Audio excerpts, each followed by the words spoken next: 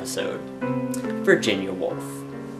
Woolf was born in 1882 to Sir Leslie Stephen and his second wife, Julia Prinsep Jackson Duckworth. Her mother died in 1895 when Woolf was only 13. This death would bring about Woolf's first breakdown of many that would follow in her later life. Most of her breakdowns would be caused by family deaths, but along with this, her step-siblings, George Duckworth, would sexually abuse her when she fell into his care after her father's death. By 1905, Woolf was a tutor at Morley College and wrote many essays, articles, and reviews for the Times Literary Supplement. During this time, Woolf would fight with other women for suffrage. In 1912, she finally married Leonard Woolf after refusing his first two proposals.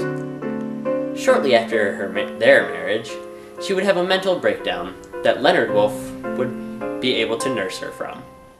Her first book, The Voyage Out, would be published in 1915. After this, the two founded the Hogarth Press in 1917. This would publish their works, as well as works by other famous 20th century authors, such as T.S. Eliot and Catherine Mansfield.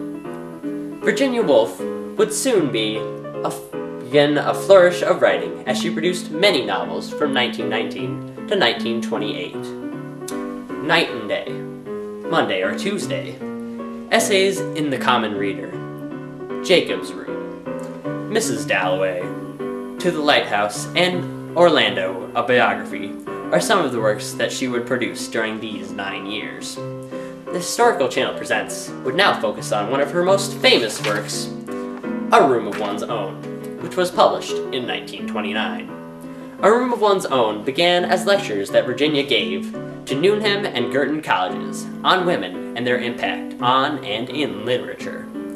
According to Quentin Bell's biography, A Room of One's Own displays Woolf's conversational style, along with some hints of her stream of consciousness technique, which reflected the random thoughts that were going through her or her characters' heads. A Room of One's Own argues that women need to have a steady income and a room of their own before they can develop new styles in the literary world. A Room of One's Own displays Woolf's feminist aficionado when it argues that literature was created by men and is thus reflective of their needs and ideals. Despite her feminism, Woolf also argued that for literature to have any impact on life, that it had to fuse together the male and female ideas in a person. A Room of One's Own was written during Woolf's most productive years and is the epitome of her style and ideals. After A Room of One's Own was published, she wrote Waves in 1931, Flush, a Biography in 1933, The Second Common Reader also in 1933, 3 Guineas in 1938, and Roger Fry, a Biography in 1940. With the onset of World War II, Woolf began to lapse back into her depression, and soon fell to her psychosis and committed suicide in 1941 by drowning herself in the Ouse River near her house in Rodnell, Sussex.